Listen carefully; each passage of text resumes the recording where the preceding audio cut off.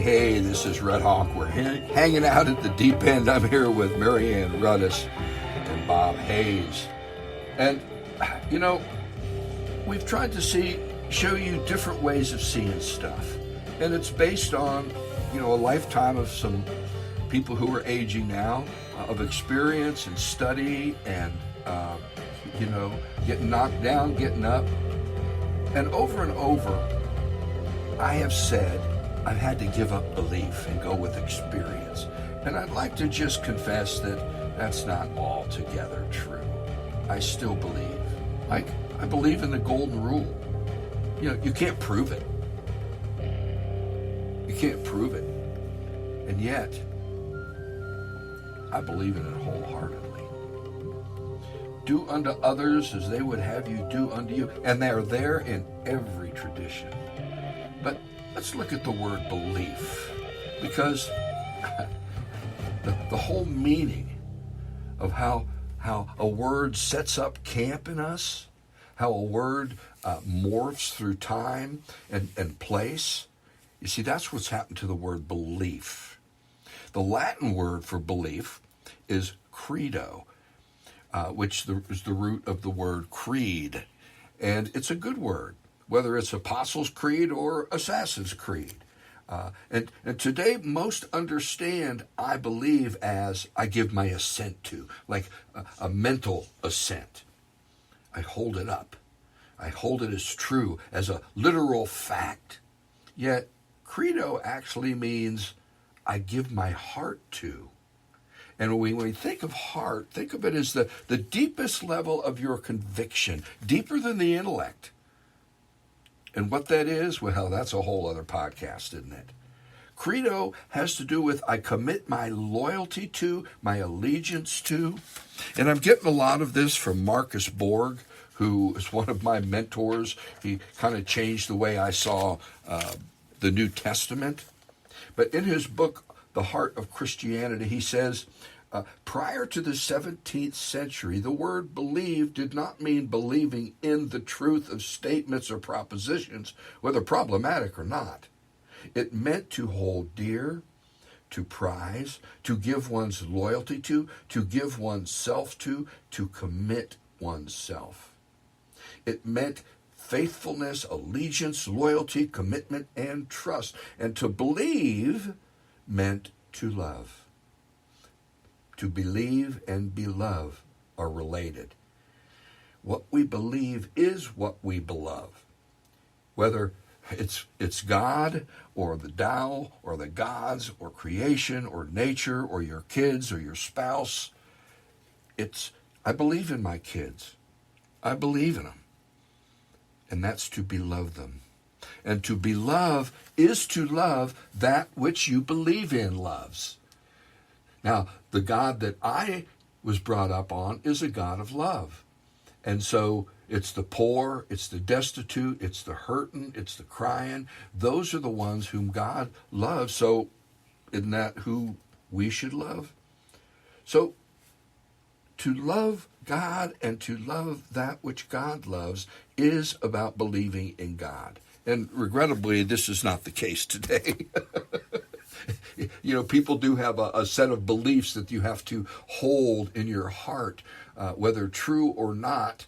And so much believing has become this statement of fact that once you hold on to it, there's a not thing. In other words, if you don't believe in God, then God becomes, the other. Whereas to beloved, there's no other. It doesn't set up a boundary. And I think that's part of the problem with belief today. It's lost its root meaning, and we hold it up as a mental assent of a fact or a pronouncement or something. And I'm not. I feel in my heart that that's not the original intent.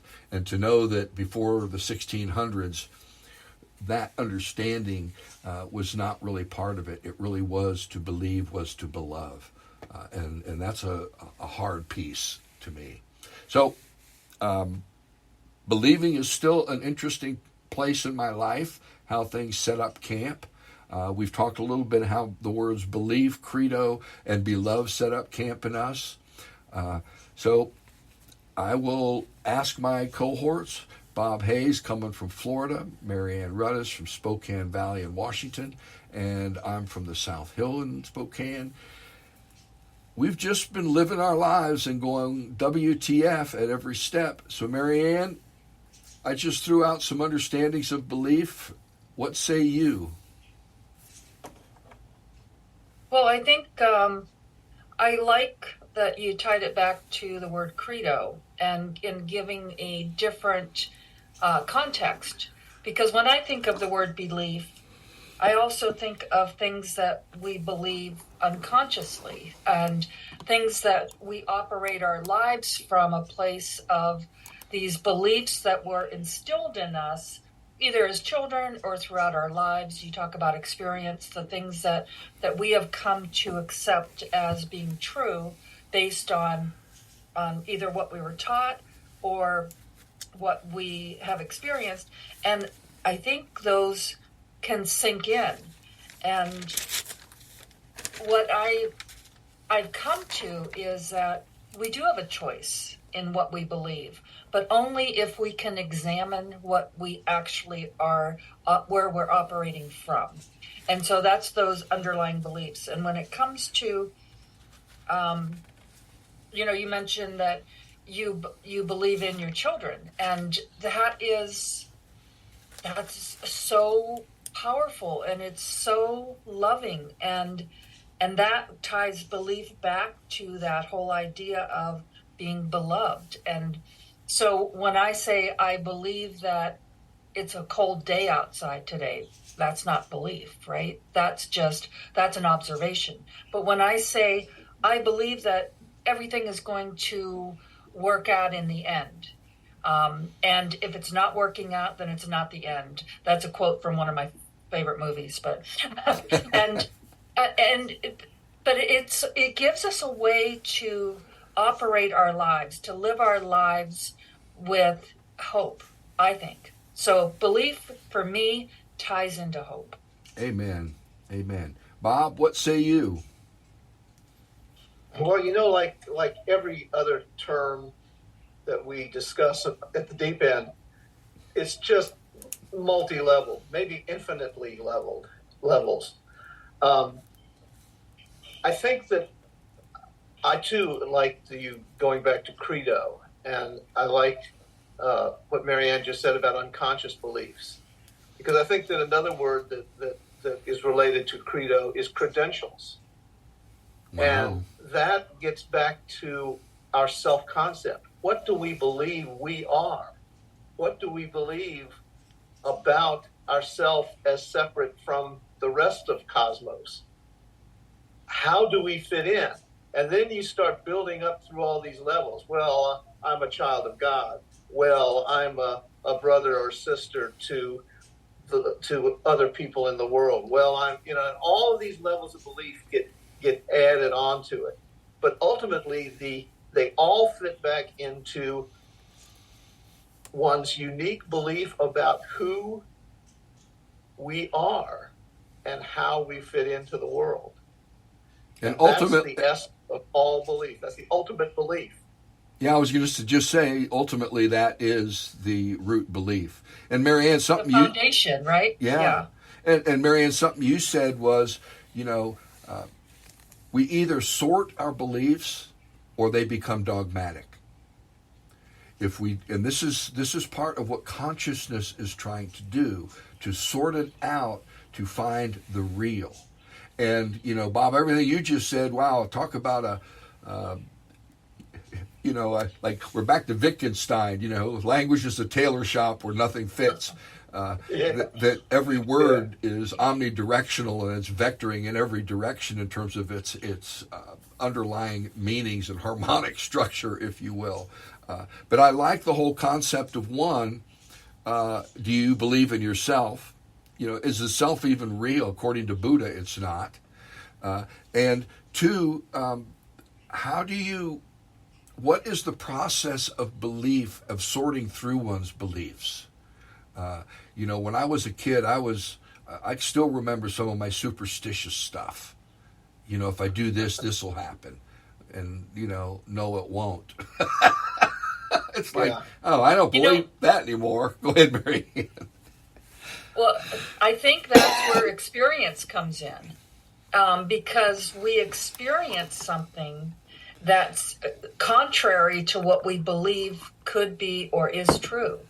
And so we either have to fight against it, or we have to examine that belief and start to sort out, wait a minute, maybe that was not a truth. It was just a belief. And then figuring out, I was taught many things that I came to learn that, well, that's not necessarily a truth. That was just a belief that I was taught.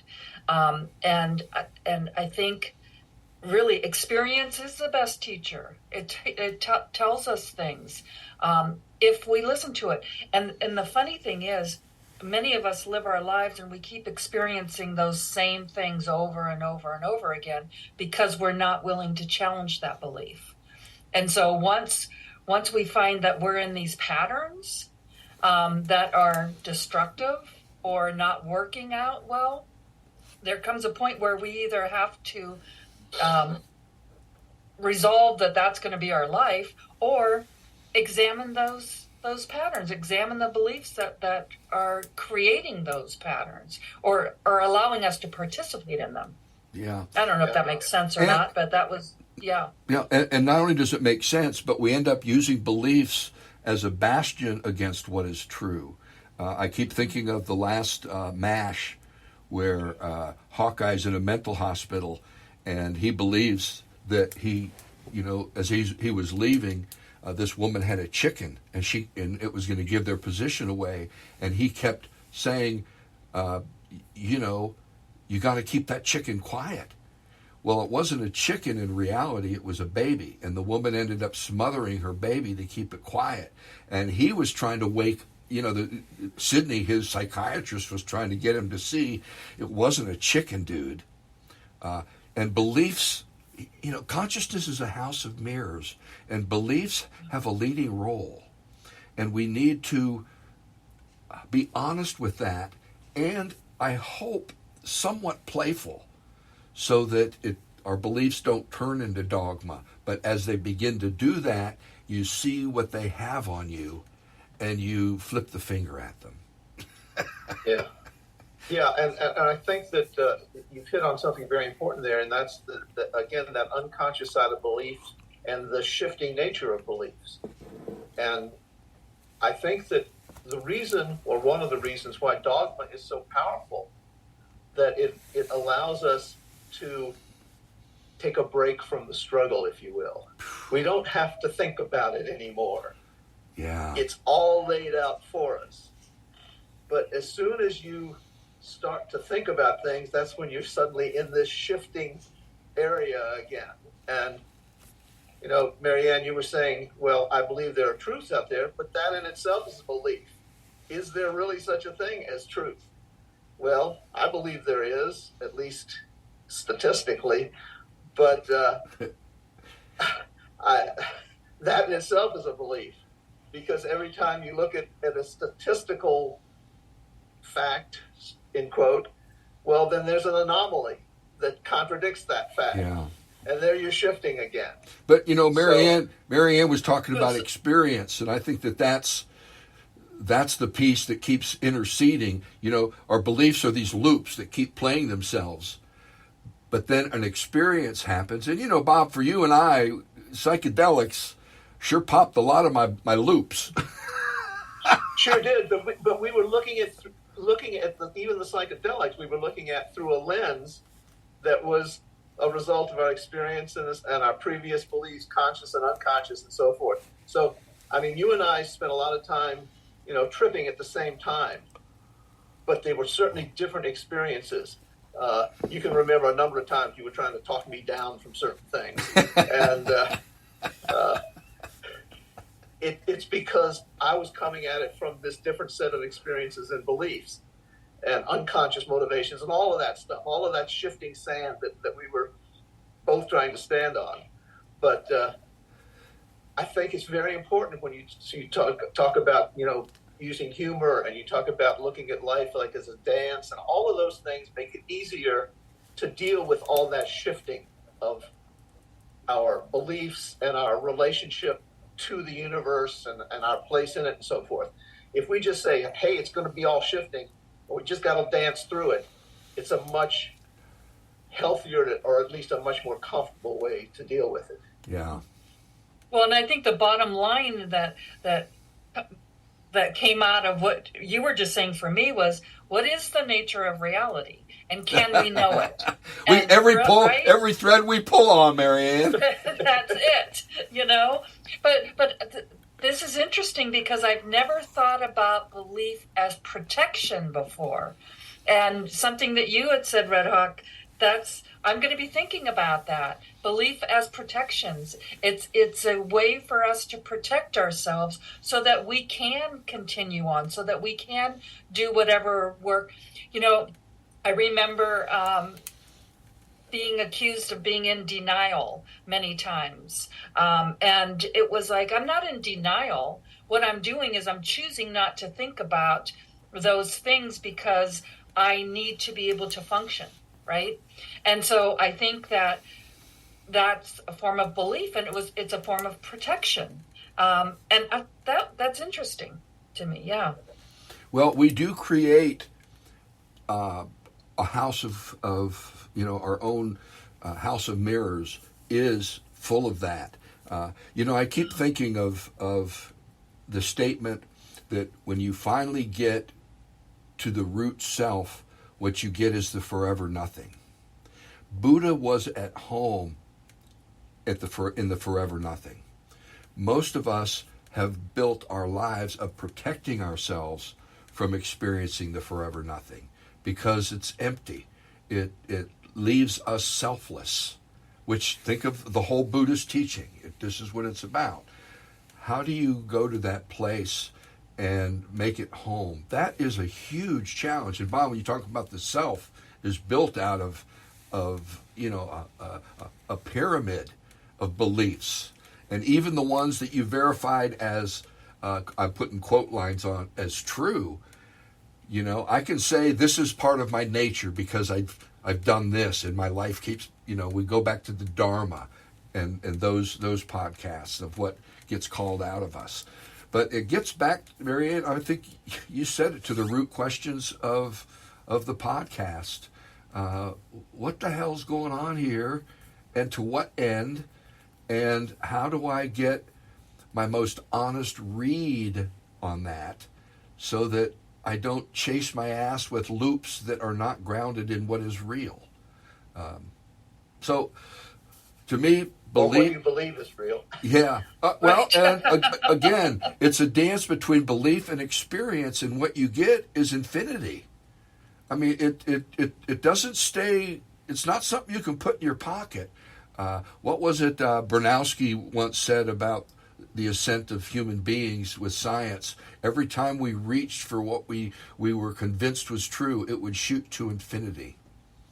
And I think that's part of one of the root assumptions of our belief here at the deep end. That we're never going to be able to grasp this thing. Every time we reach for it, who was it that said one's reach must exceed their grasp, or what's a heaven for? Yeah. But and I think too, it also boils down to how do we live our lives. And our beliefs are what are going to inform us and tell us how we want to live our lives. So if we believe that it's a hostile world out there, we're going to arm ourselves to the teeth and go out there for battle. If we believe it's a gentle, loving universe, then we're going to go out there and try to share that love, right? And so I think it also, what is it? How do we spend our time? And I think our beliefs inform that as well. So do you believe that the idle hands are the devil's workshop, right? Or do you believe that you should relax at times? And I think it gets complex, but for me it boils down to what beliefs help me to live my life in the best way that I can, the way that I want to live my life. And I think those are the things that we sort out, and they change. There is no set belief. And that, you were talking about dogma before. When they become dogmatic, then you have to make everything fit into that. Yeah. But when you can be fluid and say, well, today I believe that the sun is going to shine, and it doesn't. Or today I believe that it's a hostile world out there, and I'm going to go out there and fight for something that needs to be corrected, needs to be changed, needs to be attacked. Or I believe that. Stand by. All right. Good, because Sorry, I lost my signal. I was going to say good because I think I was rambling. So, Well, it's something you said in terms of my own belief system. I'm working on a song called, and the first line is, I used to think that being lazy was a waste of time. How I'm getting old, man. I can't keep up with my head anymore. You know what I mean? With stuff I want to do, I've got to quit believing I can and get with, back, to the sorting of belief from truth. Old age brings its own iconoclastic piece with it, where a lot of my beliefs are being dispelled in that regard. That it's okay to sit around sometimes. Not sometimes. It's okay to sit around if you want to sit around. You got to pay your bills at the first of the month, stuff like that. But what the hell? And I want to go back to belief as two-faced. It can lift us up, like the golden rule. I think that's a really healthy, good belief. And both of you talked about the way we live and the self. Well, empathy becomes a root piece of consciousness with that statement, with that belief. Getting inside another person's moccasins, if you will. I think that belief can be very good, but I think also, and Marianne, you touched on this, which brought it out in me, that it can keep us from the truth. And that's where not just dogma, but our own little moments of denial within the complex of each of our archetypal understandings. And there's all these little things firing off that are keeping us just a little deluded. Einstein said all sense of separation is optical delusion. As long as we think of ourselves as separate, we're in a denial system. Something is keeping us from experiencing the oneness, that semi-permeable place that doesn't separate us from the universe, but connects us to it. And I think belief can both facilitate the connection and impede it.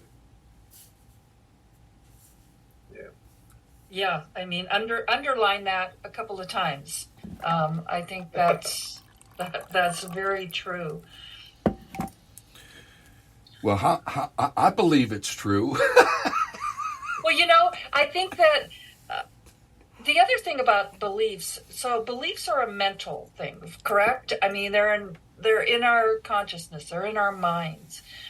That's the way we think about it today. But part of my point was that true beliefs are matters of the heart and be loving. And so I want to keep that understanding out front, because I truly believe, beloved, that we've lost touch with it, and we've turned it into a mental assent, if you will. Right, and I think we've also lost touch with how powerful they are, and that those operating from the belief from our heart, that's what we bring out, and that's what comes out and eventually becomes our world. And so I think that recognizing that our beliefs do matter, and examining those beliefs matters, and that challenging them and deciding, why do you believe that, and do you still believe that, and does that still fit, and are you in conflict between your head and your heart? And beliefs can create that conflict, especially as your experience grows and the older you get and you have more experience, and then things become a little like, whoa, that doesn't line up to what I always believed. And that self-examination, when you start looking at your beliefs and you can begin to sort them out, which are the beliefs that are acting as defense mechanisms to isolate me from the world and others in it, and which are the beliefs that open me up, that help me connect with the world and the other people in it. And that is probably one of the ultimate questions that we have to deal with in our journey of self-discovery, is sorting those beliefs into those, at least those two categories. There's probably an infinite number of categories too, but at least we could say, well, these are beliefs that seem to help me connect, and these are beliefs that help to isolate me. And so even here's the thing that confuses me sometimes, and I should have probably brought this out earlier in the show, but it's about the results of beliefs. And Marianne, you kind of brought this out. I don't understand the Church of Latter-day Saints, but I know that those beliefs, when people hang their lives on them, it creates something really cool. And I don't know what their internal conflicts are, but what I see is a lot of people who are happy, they're full of activity, they're in part of the community. I've met people of the Roman Catholic faith who have said to me, I bought a van from a guy, he was having his 7th kid, and they needed a bigger vehicle. And we got to talk, and he finally said, I don't believe any of this crap. It's all about the culture for me. It's planted a seed that's grown in me. This whole concept of belief and the results of it. And even if the beliefs aren't true, can you hang your life on it and have a socially and psychologically full well-being? It behooves me. It's a mystery. But welcome to the deep end, because that's what we do. We chase our own ass in the tighter and tighter circles until we realize it's all the same thing, and it's about the oneness of being and a WTF and who am I and how do I connect. And on that note, we're coming to the end of our time. Bob, final comments on belief? Okay, I'm going to throw out a rhetorical question that we can't deal with in today's broadcast.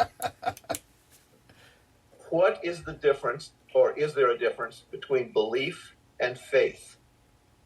Is faith just an unquestioned belief, or is it closer to the truth? This is what Borg was talking about in my opening comments. Belief as faith. And we'll come back to faith, but good question, Bob. Marianne, final comments?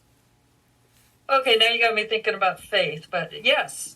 Well, the thing that I think we need to recognize about beliefs is they may be wrong and they can change, but also that we can use them.